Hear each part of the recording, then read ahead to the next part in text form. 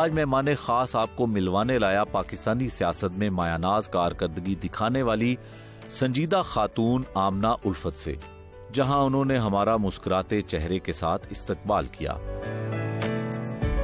अस्सलाम वालेकुम जी, आप खैरियत से हैं? क्या हाल है, कैसे हैं? खैरियत से हैं? अल्लाह का शुक्र, आप ठीक हैं? अल्लाह का शुक्र, अल्हम्दुलिल्लाह। आइए प्लीज प्लीज प्लीज प्लीज आइए।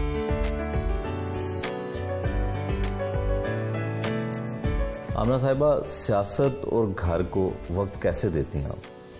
शुक्रिया शेख साहब। सबसे पहले तो मैं आपको ये कहूँ कि वक्त की पाबंदी जो है वो बहुत ज़रूरी है।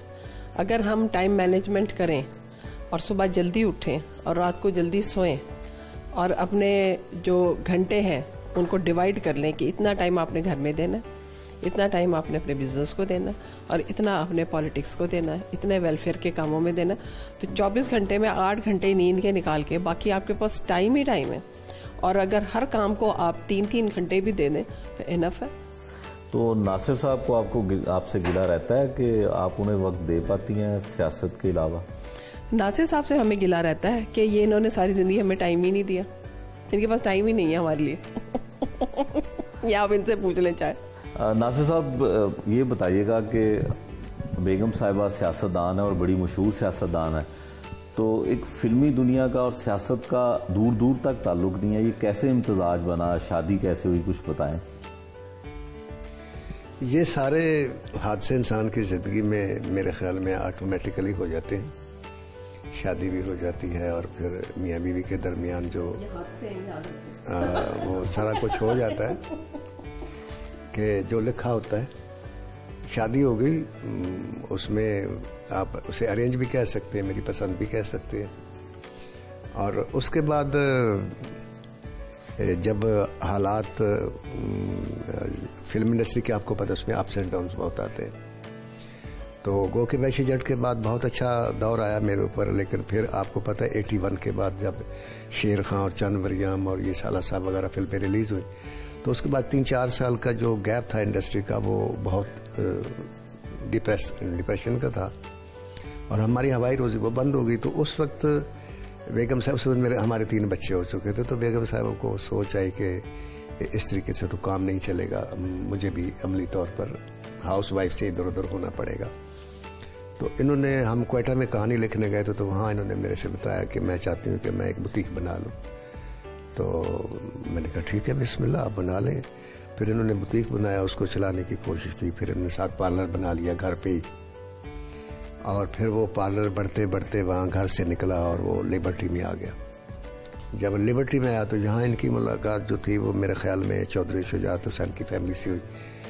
उससे पहले इमरान खान ने हमें बुलाया था, हम जमान पार्क में गए थे जब उन्होंने तहरीक इंसाफ की बुनियाद रखी थी। तो उनका कोऑर्डिनेटर सेक्रेटरी मेरे पास आया और हम मियाँ बीवी वहाँ गए और उसने कहा कि मैं चाहता हूँ कि आप हमारे पार्टी को ज्वाइन करें। तो मुझे तो खैर सियासत में कोई इंटरेस्ट भी नहीं था और मेरे से वो तकरीरें भी उस तरह की नहीं होती हैं, और तो मैंने तो माजरत कर ली। लेकिन इनका अंदर भी जो एक था ना, वो रहा, लेकिन वहाँ हमारी बात न बनी। उसके बाद फिर यहाँ चौधरी साहब की फैमिली से जब इनकी मुलाकात हुई और उनकी बेगम ने या इनको दावत दी कि आप पार्टी ज्वाइन करें, आप अच्छा बोलती हैं, पढ़ी लिखी हैं। तो इन्होंने मेरे से पूछा, तो मैंने इनसे कहा कि बिल्कुल ठीक है, आप बड़े शौक से जाएं। मेरी एक ही आपसे रिक्वेस्ट है कि जो मैंने पार्टी नहीं ना ज्वाइन की या कभी सियासत, उसकी वजह ये है कि सियासत है मौका परस्ती का नाम, और रिसीविंग एंड पे हर वक्त रहता है पॉलिटिशियन। बहुत कम लोग हैं जो गिविंग एंड पे रहते हैं, तो कभी इधर कभी उधर। अब भी इस वक्त देख ले, जितने पॉलिटिशियन हैं 8 पार्टियों से घूम फिर के फिर कहीं जहां उनको जगह मिलती है। तो मैंने कहा आपका एक वकार है, मेरा भी एक नाम है, तो ये ताना मैं ना सुनूं कहीं कि आपने वजारत की लालच में, पैसे के लालच में पार्टी जो है ना बदल ली। जो करना है आज फैसला कर लें कि आपने कौन सी जमात को टाइम देना है, या इनका ठीक है, ये काफिले में शामिल होगी। तो नासिर साहब, बच्चों की तफसील बताएं, बच्चे क्या करते हैं और कितने बच्चे हैं, और उनको आप सियासत में लाना चाहते हैं या अपनी तरह मुसन्निफ बनाएंगे, राइटर बनाएंगे? नहीं जी, ना मैं उनको राइटर बनाऊंगा, ना मैं उनको फिल्म इंडस्ट्री में लाऊंगा। पॉलिटिक्स का जहाँ तक तल्लक है, अगर वो आ जाएं, क्योंकि अब मेरे बच्चों के पास एक स्टेज है। मैं तो जब पाकिस्तान फिल्म इंडस्ट्री में एंटर हुआ तो मेरे पास तो कोई ना स्टेज थी, ना कोई मेरी इंट्रोडक्शन थी, ना मेरा कोई मकाम या नाम था। तो अल्लाह ताला ने एक मेरा मकाम बना दिया। वो स्टेज जो थी इन्होंने यूज़ की, अल्लाह की रहमत से ये आज अपनी जगह पर पहुंची, इनका अपना एक इंडिपेंडेंट मकाम है। तो बच्चे अगर पॉलिटिक्स में आना चाहें मुझे कोई इतराज़ नहीं, इसलिए कि उनके पास एक स्टेज है, माँ उनके सामने है और मॉडल भी है, उनके रोल मॉडल। तो और बच्चे मेरे खूबसूरत भी इतने कि हीरो भी आ सकते थे, लेकिन मैंने फिल्म इंडस्ट्री का उनको रुख इसलिए नहीं करने दिया कि मैं समझता था कि पाकिस्तान, उस वक्त से मैंने फैसला किया था कि मैं बच्चों को इधर नहीं लाऊंगा। जब हम घर लेने के लिए गए तो जब वो पूछते थे कि जी आप करते क्या है किराए पे घर लेने के लिए, जब शादी के बाद, तो मैंने कहा जी मैं फिल्म इंडस्ट्री में काम करता हूँ। तो वो कहते थे नहीं सॉरी, हमने फिल्म वालों को घर नहीं देना। बड़ी मुश्किल से एक बेवा औरत ने हमें घर दिया। तो इसलिए कि वो लड़ती थी, उसके कोई किराया नहीं देता था, वो झगड़ालू थी, उसको कोई किराए पे आता नहीं था, वो हमें मिल गया। लेकिन जब फिर हमने घर छोड़ा उनका तो वो बाकायदा उसने अफसोस किया कि इतने अच्छे किराएदार मुझे नहीं मिलेंगे। तो मैंने सोचा कि जिस प्रोफेशन की सोसाइटी ओन नहीं करती या उस पर रिस्पेक्ट नहीं देती, उसकी सेकंड लाइन नहीं बना करती और वो गर्क हो जाती है और ख़त्म हो जाती है। और आप देख लें कि कोई सेकंड लाइन नहीं बनी। अब जिस फिल्म इंडस्ट्री का हमारे मुकाबला करने का कहते हैं, वहाँ 5वीं 6वीं नस्ल काम कर रही है। कोई भी वहाँ हीरो, कोई भी हीरोइन, कोई भी आर्टिस्ट जो है वो आपको आउटसाइड से 100 में से 1 मिलेगा, वरना किसी हीरो का बेटा है या किसी प्रोड्यूसर का बेटा है या किसी डायरेक्टर का बेटा या बेटी है, क्योंकि वो ओन करते हैं। तो इसलिए वो फिर इंडस्ट्री, ये आपके सामने जो इंडस्ट्री का ये सवाल है, इसीलिए आया कि ना इसे हुकूमत ने ओन किया, ना इसे सोसाइटी ने ओन किया। तस्वीरें खिंचवाते थे हमारे साथ, ऑटोग्राफ भी लेते थे, फ़ख्र भी महसूस करते थे कि हमारी शादी में शान आया, सायमा आई, नासर दीव आया, लेकिन इससे आगे नहीं। लेकिन अब अल्लाह का लाख लाख शुक्र है, मैं समझता हूँ कि अब इंडस्ट्री कराची में है। मैं समझूँ कराची में नहीं है इंडस्ट्री, अब इंडस्ट्री पढ़े लिखे लोगों के हाथ में। वो कराची के हों तो भी हमारे हैं, लाहौर के हों तो भी हमारे हैं। अब उस पढ़ी लिखी सोसाइटी, पढ़े लिखे लोगों के इंडस्ट्री में आने का सबसे बड़ा फ़ायदा ये हुआ कि आज उनको आप लोग भी ओन करते हैं, हुकूमत भी उनको ओन करती है, और वो माहौल भी जो था वो बेशुमार बुराइयों से और बदनामियों से पाक हो। नासिर साहब, आपके नाम के साथ अदीब लगता है, तो राइटर तो होता ही अदीब है, तो ये आपने क्यों अपनी शनाख्त के साथ रखा अदीब? ये असल में चूँकि मैं अदीब था ही नहीं, तो हुआ ये कि मेरा असल नाम तो आपको पता है, ना नासिर है तो ना अदीब है। असल नाम मेरा और है, तो मैं लिखने का शौक़ था, और शौक़ लिखने का नहीं था, मशहूर होने का शौक़ था। तो उसके लिए मैं कभी लिखता था, कभी कुछ करता था, कभी कुछ करता था। तो वो मेरे एक मुर्शद थे, अल्लाह उनको बरक़े रहमत करे, वो चले गए इस दुनिया से। तो उनके पास मैं गया, ये वो उस दिन वो था दिन जिस दिन सदर नासिर ने इस्तीफ़ा दिया था 67 की जंग हारने के बाद। मशरक़ अखबार के ऊपर ब्लैक बिल्कुल वो बैकग्राउंड थी और उस पर फुल फिगर में सदर नासिर था और नीचे लिखा होता शिकस्त का जिम्मेदार मैं। तो पूरी कौम बाहर निकलाई सड़कों पर कि आप इस्तीफ़ा वापस न ले, पर उन्होंने खैर वापस नहीं लिया। वो अखबार मेरे हाथ में था। मैं अपने मुर्शिद के पास गया तो मैंने वो अखबार पढ़ने लगे, तो मैंने कहा जी मैं मशहूर होने का शौक़ है, लेकिन मैं जो भी लिखता हूँ कोई इतना अप्रूव नहीं होता कोई ख़ास, तो आप मुझे कोई मेरा नाम सही रख दें या कोई। तो उन्होंने अखबार देखो उसमें सदर नासिर की, कहते नासिर रख लो। तो मैंने कहा जी सिर्फ नासिर तो इसमें रिदम नहीं बनता, तो इसके साथ कुछ लगा लो। लगा लो। मैंने कहा जी इसके साथ नासिर के साथ अदीब लगा लो, नासिर अदीब कर लो। कहने कर लो। उसके बाद फिर पीछे मुड़ के नहीं देखा। ऐसा वो अल्लाह ताला ने वो बरकत डाली कि नासिर अदीब लोग याद रखते हैं, वो ओरिजिनल नाम भूल ही गए। मौला जट बहुत हिट हुई, उसके मुकालमे, उसके डायलॉग बड़े हिट हुए। उसके बाद क्या हुआ कि उस तरह की चीज़ें जो मौला जट फिल्म का जो एक क्रेज़ था लोगों को, उस तरह की कोई फिल्म नहीं आई आपकी? मतलब आई, बहुत हिट हुई, लेकिन उस तरह का? देखें जी, ये तो जो आप बात कर रहे हैं उस तरह की तो आनी भी नहीं चाहिए थी। हमारी इंडस्ट्री का जवाल हुआ भी इसलिए कि हर आदमी ने मौला जट जैसी फिल्म बनाने की कोशिश की। तो क्योंकि एक चीज़ बन जाती है ना, आप देखें जी हमारी फैमिली में एक आमना उल्फत है, ठीक है जी। अब कोई दूसरी औरत आमना उल्फत बनना चाहे तो ये मुमकिन नहीं, ऐसा होता नहीं है। वो एक जैसे एक शेर है ना, होता है घराने में फ़ख्र सदा एक ही फ़र्द। अब नासरदी भी हमारी फैमिली में एक ही है। अब मेरे 3 बच्चे हैं, तीनों की क्वालिटीज़ अलग अलग है, तीनों की शक्लें मिलने के बावजूद एक दूसरे से मुख्तलिफ है, उनकी नेचर मुख्तलिफ है। और एक डैशिंग है, एक सबमिसिव है, एक खामोश है, अपने अपने स्टाइल है उनके। तो अब अगर मैं एक बच्चे से कहूँ जो सबमिसिव है कि भाई तुम ऐसी डैशिंग बनो जैसे कामरान है, तो वो नहीं हो सकता, वो उसकी अपनी नेचर है।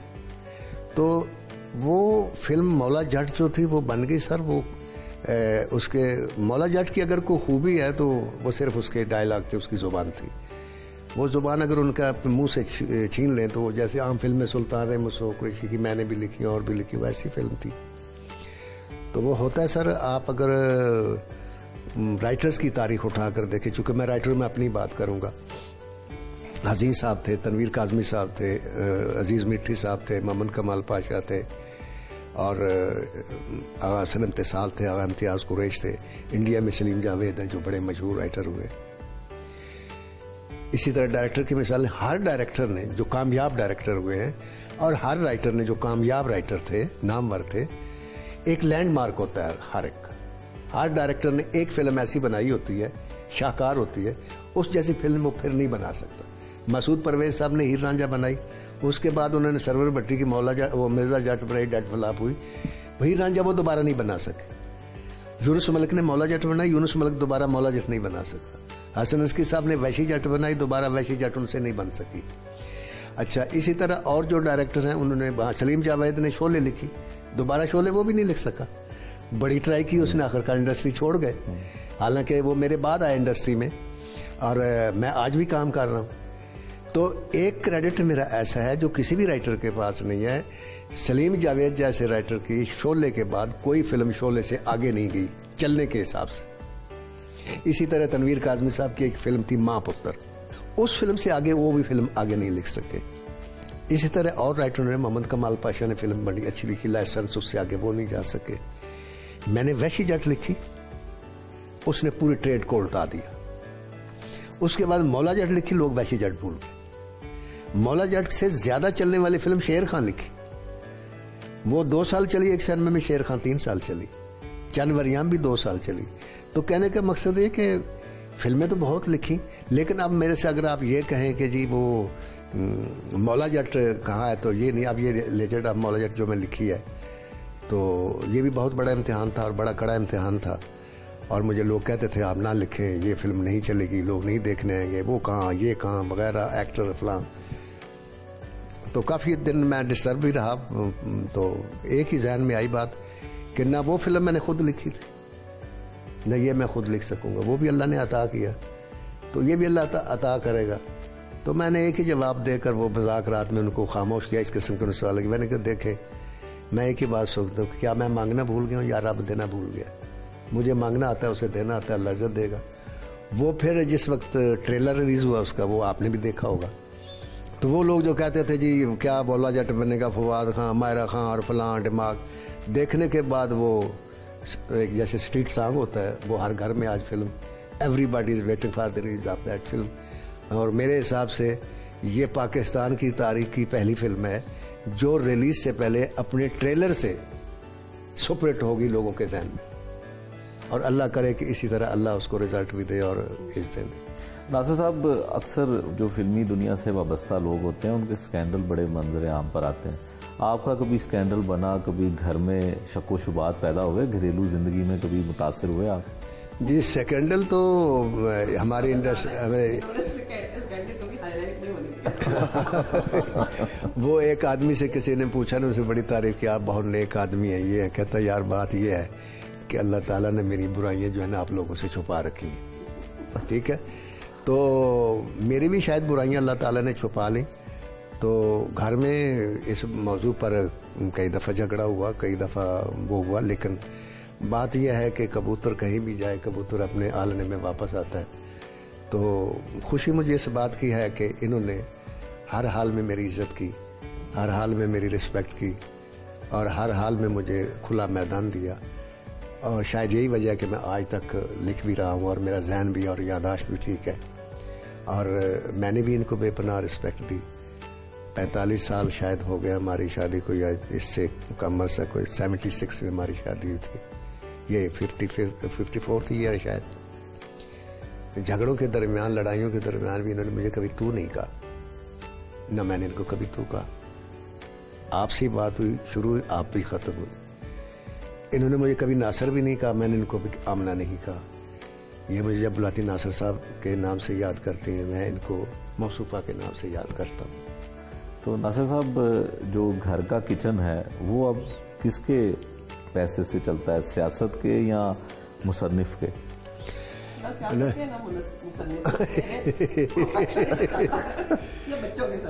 बात यह है कि जी घर चलता है और बड़ी इज्जत से चलता है, अल्हम्दुलिल्लाह, उसका लाख लाख शुक्र है। वो किससे चलता है, वो हर एक का राइट है और हर एक का हक भी है, हर एक का फ़र्ज़ भी है। लेकिन उसमें ये सबसे ज़्यादा सेरा इन्हीं का है कि ये जिस वक्त मेरे इंडस्ट्री का ज़वाल आया और मेरी इनकम इतनी नहीं थी कि मैं इस घर को या इतने अखराजात को अफोर्ड करता, तो इन्होंने अपना दिन रात एक करके जो भी ये पार्लर बनाया, जो ये चलाती रही। और अब हमारे इसमें, अब हमारे अखराजात भी बहुत बढ़ गए। अब हम इसमें सब शरीक हैं, बच्चे भी शरीक हैं, ये भी शरीक है, हम भी शरीक हैं, बस ऐसे।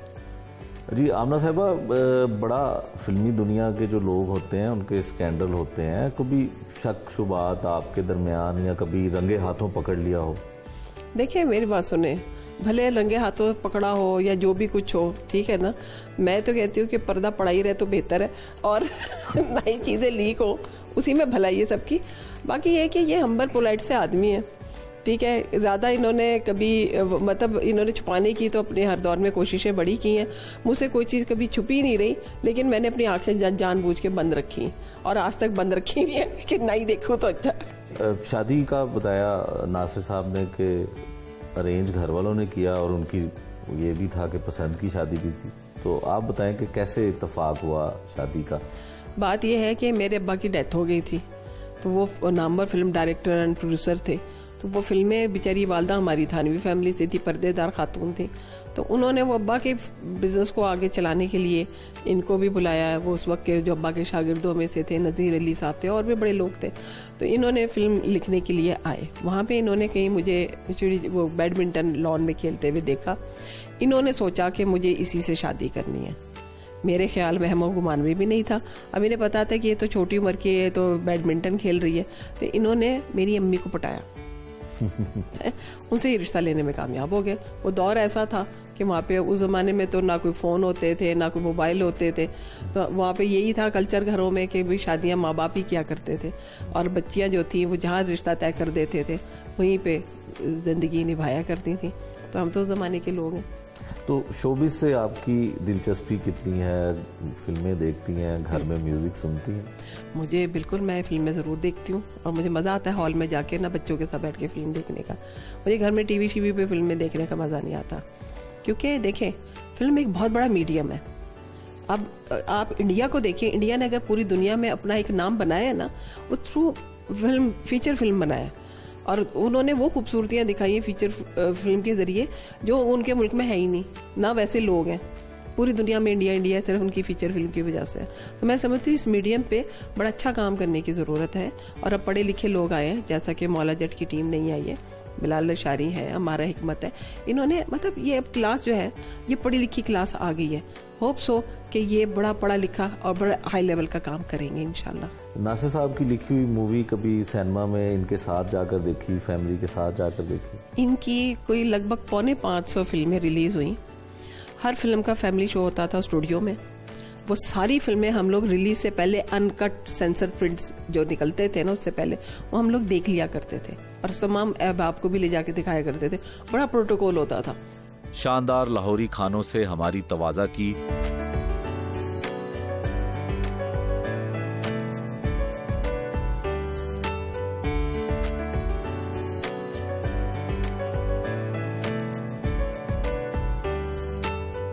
और अपना बेहतरीन ब्यूटी सैलून विजिट करवाया, जहां वो खुद भी फारिग औकात में अक्सर काम करना पसंद करती हैं।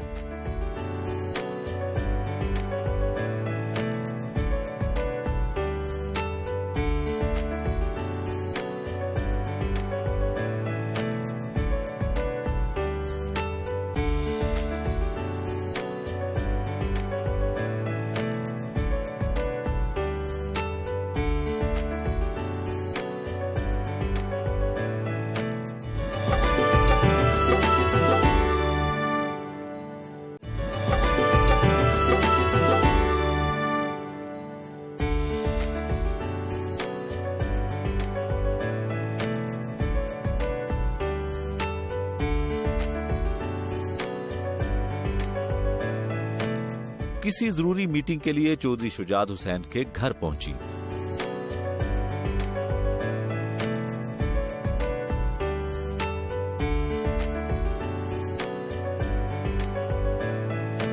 और कुछ अहम सियासी अमूर से मुतालिक अपने कायद से रहनुमाई ली।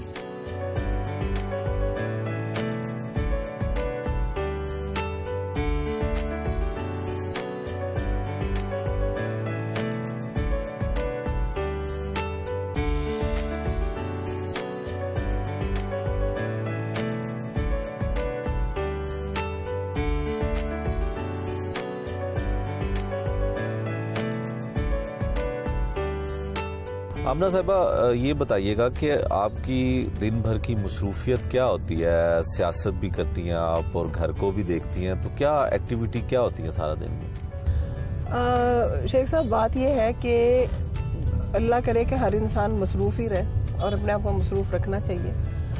मेरा घर तो जिस औरत का ठीक नहीं है वो बाहर भी कुछ नहीं कर सकती, और उसमें सिर्फ टाइम मैनेजमेंट आ जाती है कि अगर आप सुबह जल्दी उठें और 1-2 घंटे घर को दें, फिर उसके बाद आप अपने टाइम को डिवाइड करें, उस टाइम टेबल के मुताबिक आप चलें, तो कोई भी चीज़ मुश्किल नहीं है। इस्लाम क्या सिखाता है हमें? 5 वक्त की नमाज अगर हम वक्त की पाबंदी के साथ पढ़ें और उसके साथ हम अपने टाइम को बीच में मैनेज करते चले जाएं, तो हर चीज़ इन टाइम वक्त पे हो जाती है।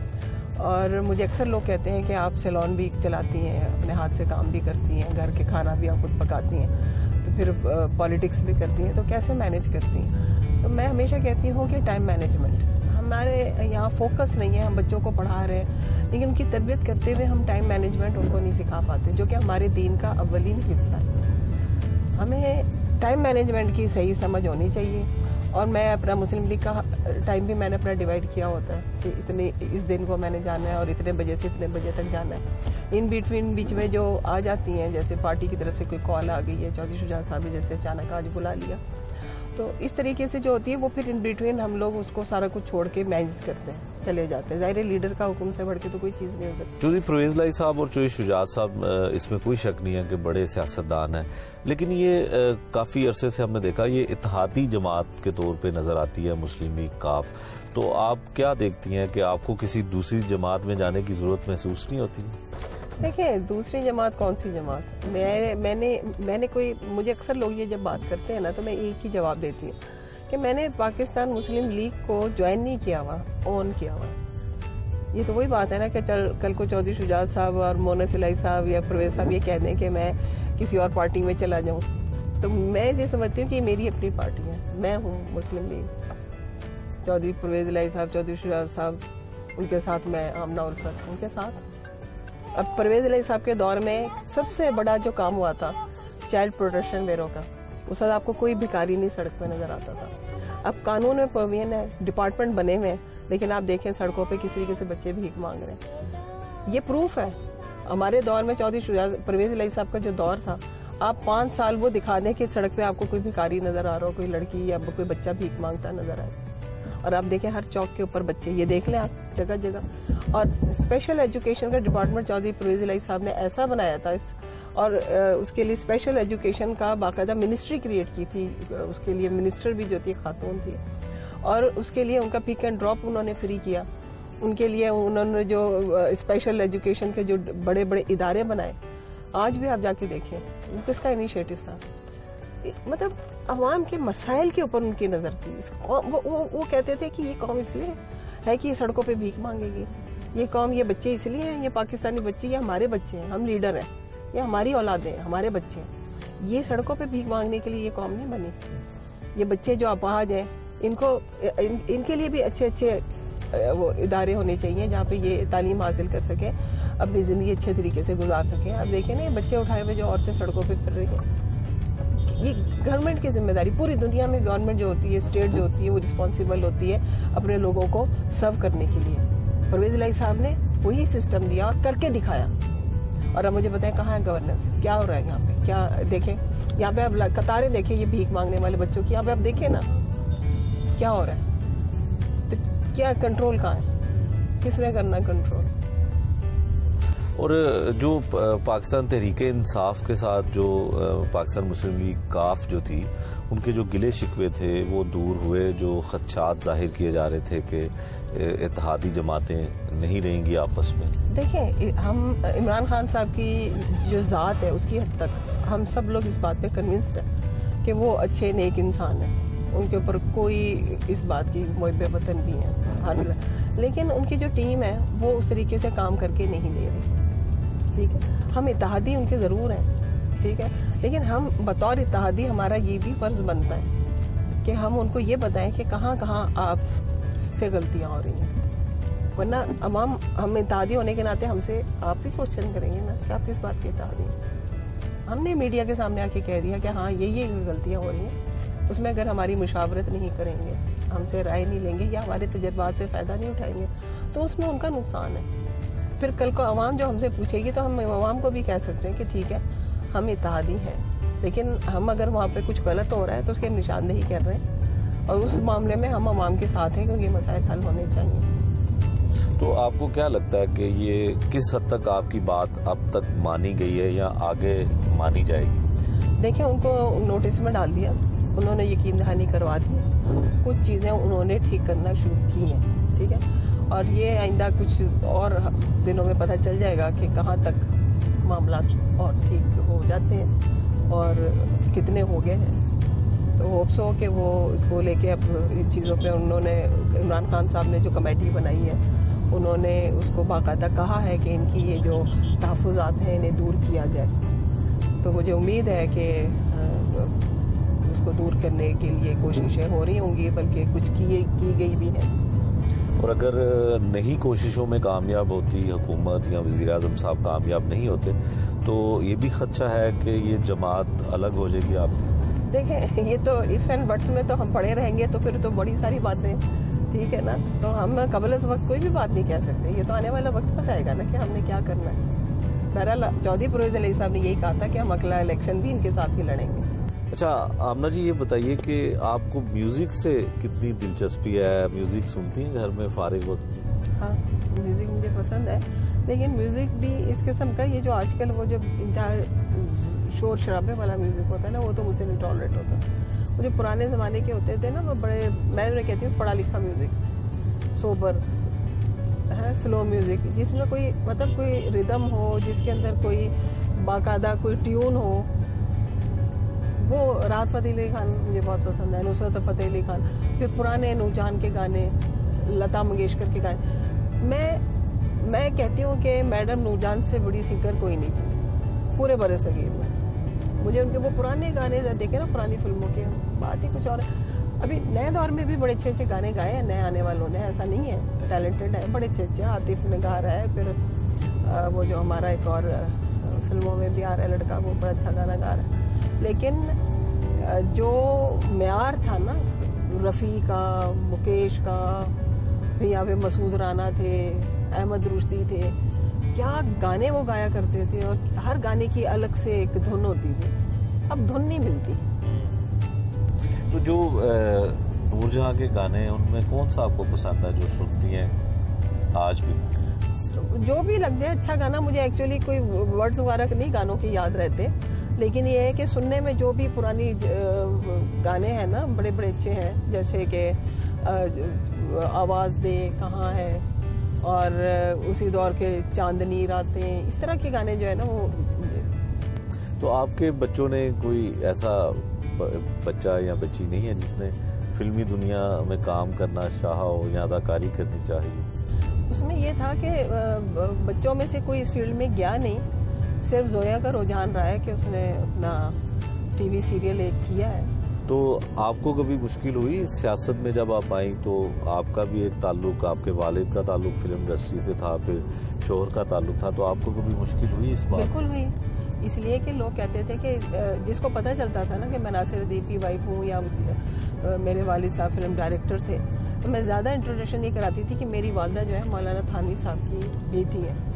ये कहते हुए मुझे डर लगता था कि मैं एक डायरेक्टर की और इतने बड़े नामवर प्रोड्यूसर की बेटी हूँ। लेकिन उसके बाद मैंने अपने आप से क्वेश्चन किया, मैंने कहा क्या उन्होंने कोई गुनाह किया था? इतना उन्होंने ज़बरदस्त पाकिस्तान की फिल्म इंडस्ट्री में इतना ज़बरदस्त नामवर आदमी, और मेरे मियाँ के क्रेडिट पर इतनी बड़ी बड़ी फिल्में। मैंने अपने आप को खुद समझाया, मैंने कहा मैं क्यों छुपा रही हूँ? मैंने कहा ये तो हमारी क्रेडिट पे जाती है, इस खानदान की क्रेडिट पे चली जाती है। किसी को एक्सेप्ट है तो ओके, नहीं एक्सेप्ट तो कोई बात नहीं। और मैंने देखा कि जहाँ नासिर अदीब साहब का नाम आता था, चौधरी शुजात साहब, परवेज इलाही साहब इतने फख्र से बैठ के बताते हैं जी नासिर अदीब साहब दी बेगम है, उन्होंने दे क्रेडिट उनको। फिर वो मिला अपना लाइफ अचीवमेंट अवार्ड मिला, उस पर गवर्नर से लेके प्रेसिडेंट क्या सब ने मुबारकबाद के खतूत भेजे। तो वो जो खौफ था ना मेरे अंदर, वक्त के साथ लोगों के माइंड भी चेंज हुए और वक्त ने फिर मुझे भी इतना स्ट्रांग कर दिया कि मेरे अंदर से वो खौफ निकल गया।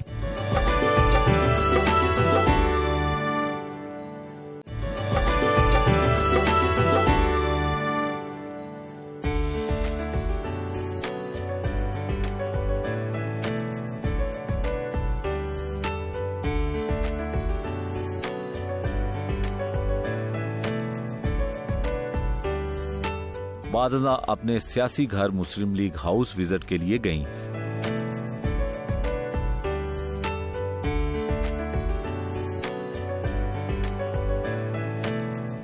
जहां खातून विंग की जनरल सेक्रेटरी ने इस्तकबाल किया।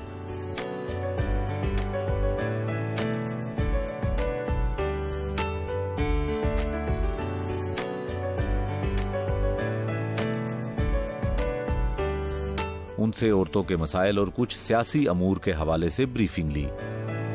आमना जी, ये बताइएगा कि पाकिस्तान मुस्लिम लीग काफ में आपकी क्या जिम्मेदारी है? शुबा खवातीन को आप देख रही हैं, क्या जिम्मेदारी आपकी? हाँ जी, शुक्रिया।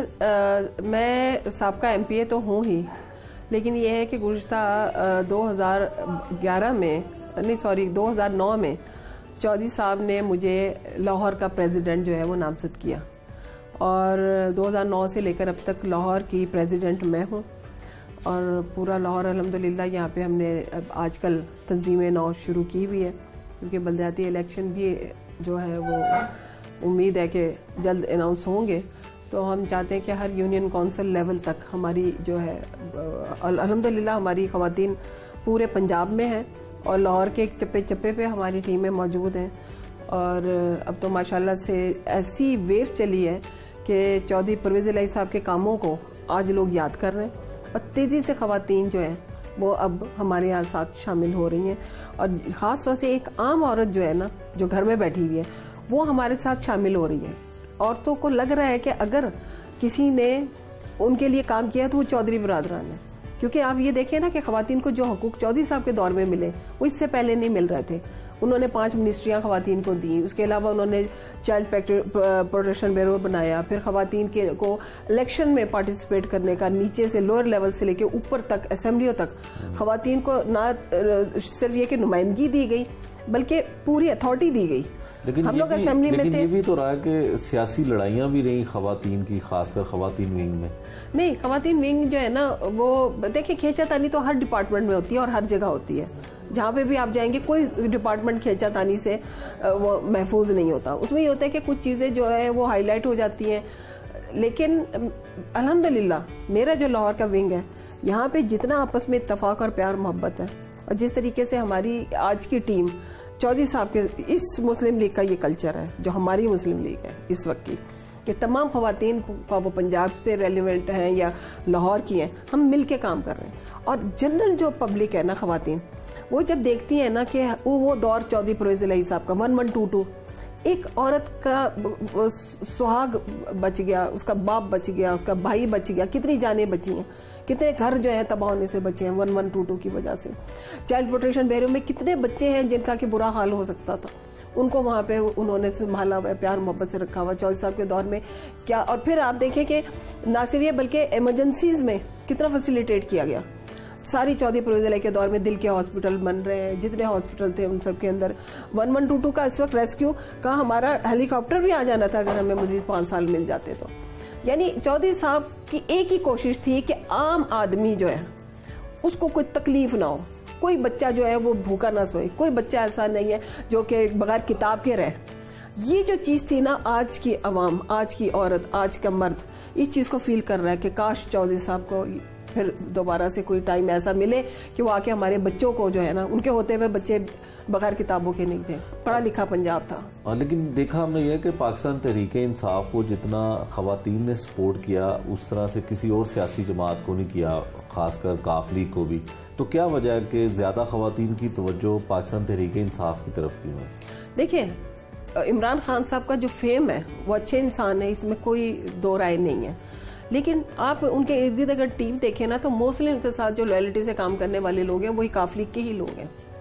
अगर चौधरी परवेज इलाही साहब एज ए स्पीकर काम कर रहे हैं तो वो भी क्या है, काफ लीग के लीडर है, ठीक है। और हमारे एक खवातीन की जो आपने बात की है ना, देखिए जब तक आप डिलीवर करके नहीं देंगे, अभी उनके पास टाइम है 3.5 साल का, वो हम तो कहते हैं कि हमारी जो लीडरशिप की जो उनकी तजर्बात है उनसे फ़ायदा उठाएं और अच्छा रिजल्ट लें पंजाब का गवर्नेंस का।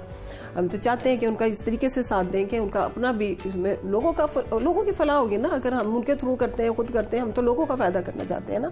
हम तो चाहते हैं कि आवाम को फ़ायदा हो, कोई भूखा ना रहे, कोई बेरोज़गार ना रहे, लोगों नौजवानों के कोई मसाइल हैं, एनवायरनमेंट के, माहौलियात के ऊपर मोहन इलाही साहब बहुत ज़्यादा काम कर रहे हैं। कि सबसे इंपॉर्टेंट जो है ग्लोबल वार्मिंग, उसमें भी नज़र है मोहन इलाही साहब की कि ग्लोबल वार्मिंग जो है ना उसका मुकाबला कैसे करना है, हमने एनवायरनमेंट को धुएं से पाक कैसे करना है, स्मोक से पाक कैसे करना है, हर चीज़ के ऊपर नज़र है। बच्चों की बात आती है तो बच्चों के मुस्तकबिल क्या है, उनको पढ़ना है, लिखना है, उनके हेल्थ के इशूज़ हैं, आम आदमी के हेल्थ के इशूज़ हैं, उसके ऊपर भी काम करना है। फ्री इमरजेंसीज देनी है, 1122 देना है आपने, फिर वो स्पेशल बच्चे जो हैं उनके लिए डिपार्टमेंट चाहिए।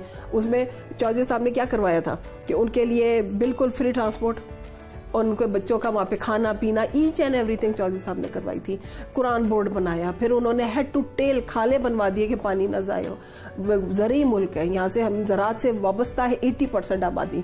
उनको वहाँ की खवातीन के लिए जो था कि जो हमारी बल्दियाती सिस्टम था, हमारे लोकल बॉडीज़ थी, उसके अंदर क्या था कि औरतें जो है, चने बेचने वाली औरत भी जो है वो काउंसलर है, वो अपने इलाके के एक घर के अंदर जाके वोट लेती थी, वोट लेके वो इलेक्ट होके तो काउंसलर बनती थी। वहाँ पे डोर स्टेप पे औरतों को लीगल एड, उनको जनाब उनके मेडिकल एड, उसके साथ साथ उनके घरेलू जो मसाइल है वहीं पे नाजिम की सतह पे उनके जनाब वो रिजॉल्व हो जाए, उनकी जन्म पर्ची बन जाए, बच्चे के डेथ सर्टिफिकेट नहीं बनते थे, कब्रिस्तान नहीं होते थे। मतलब इन चीज़ों को चौधरी साहब ने जिस तरीके से बड़े उसमें ले जाके समझा और उसके ऊपर वर्क किया एट ए टाइम, 5 साल का मुख्तसर तरीन वर्क था वक्त। उसके अंदर उन्होंने 35,000 किलोमीटर उन्होंने सिर्फ सड़कें बना दी। उन्होंने दिखावे के लिए बड़े बड़े वो नहीं बनाए चीज़ें, बड़े बड़े पुल और सड़कें नहीं बनाई, उन्होंने उन इलाकों में सड़कें बनाई जहाँ पे कि कच्ची सड़कें थी और खेतों के दरमियान में से मंडियों तक लोगों की अप्रोच नहीं होती थी। उन मंडियों के रास्ते उन्होंने सीधे कराए, खाले उन्होंने सीधे कराए। उन्होंने उस तबके को फैसिलिटेट किया जहाँ पे कोई भी फैसिलिटीज थी नहीं, कोई बुनियादी जरूरियात वहाँ पे थी नहीं, सिरे से दिखावा नहीं ना किया। आज लोगों की खुद आंखें खुली हैं, अवाम की आंखें खुली हैं कि वो बंदा जो हमारे मसाइल को बगैर उजागर किए, बगैर दिखावा किए, बगैर तशहीर किए, वो नेक नियति से अल्लाह की रजा के लिए और कौम मिल्लत के लिए काम कर रहे थे, उसको वापस आना चाहिए। उसको वो क्यों नहीं नजर आ रहा? दिखावे करने वालों ने तो 10 साल क्या किया, बेड़ा कर किया। भरा हुआ खजाना था, 100 अरब का सरप्लस था सूबा, जिसको कि इन्होंने खाली करके रख दिया। उसके ऊपर अब अवाम देख रहे हैं कि किस तरीके से खजाना खाली करके ये लोग छोड़ के चले गए, मुल्क से बाहर चले गए। पहले भी छोड़ के चले गए थे, अब भी छोड़ के चले गए। ये क्या तरीका है? कौन है जो इस मुल्क के साथ आज भी बंधा बैठा है? वो चौधरी परवेज इलाही साहब बैठे हुए, चौधरी शुजात साहब बैठे हुए, मोहन इलाही साहब बैठे हुए, उनकी टीम में बैठी हुई है। आज अवाम की आंखें खुल रही हैं, अवाम का रुख इस तरफ हो गया कि ये लोग कहाँ हैं जो मुहब्बे वतन है, जो अवाम के लिए काम करना चाहते हैं, वो लोग कहाँ हैं? तो इस वजह वेव चली है ना कि एक वो हमदर्द लीडर चाहिए जिसने चुप करके सर झुका के तशहीर किया, बगैर अपनी नमोदो नुमाइश के, बगैर अपना प्रचार किए, बगैर उसने अवाम के लिए काम किया।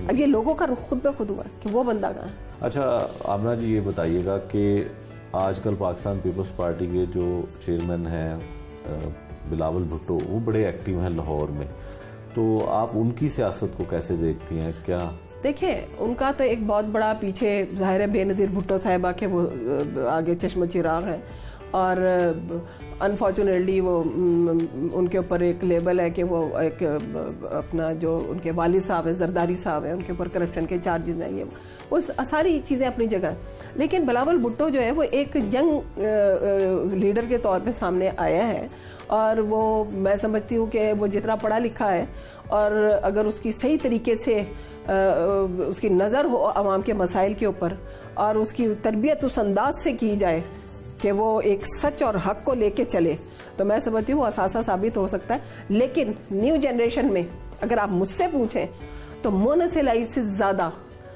अक्लमंद, जी शऊर, ज़बरदस्त पर्सनैलिटी, ज़बरदस्त गुफ्तगू, ज़बरदस्त नॉलेज। आप कभी अल्लाह करे आपको मौका आए, आप मोना सलाई साहब को बिठा के उनके साथ इंटरव्यू करें तो आपको पता चलेगा कि नॉलेजफुल एक ज़बरदस्त दिमाग के साथ लीडर आज की न्यू जनरेशन को, पाकिस्तान के मुस्तकबिल को अगर कोई मिल सकता है तो वो मोना सलाई।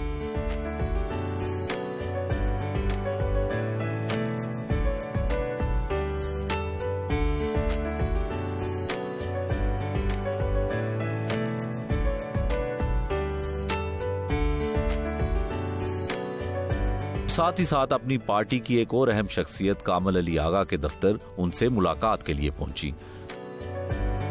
आगा साहब क्या हाल है? क्या हाल है आप? खैरियत से आप ठीक ठाक हैं? हाँ जी।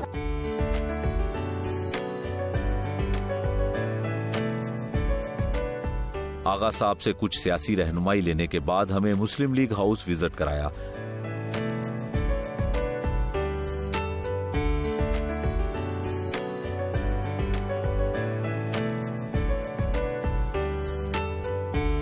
जहां कुछ कदीमी तस्वीर से हमारी आशनाई कराई और हमें रुखसत किया। अच्छा जी, आपका बहुत शुक्रिया। आपने आमना जी हमें सारा दिन मसरूफियत में से वक्त दिया और सारा दिन आपके साथ बहुत अच्छा गुजरा। अल्लाह हाफिज़। आप सबका शुक्रिया। बहुत शुक्रिया।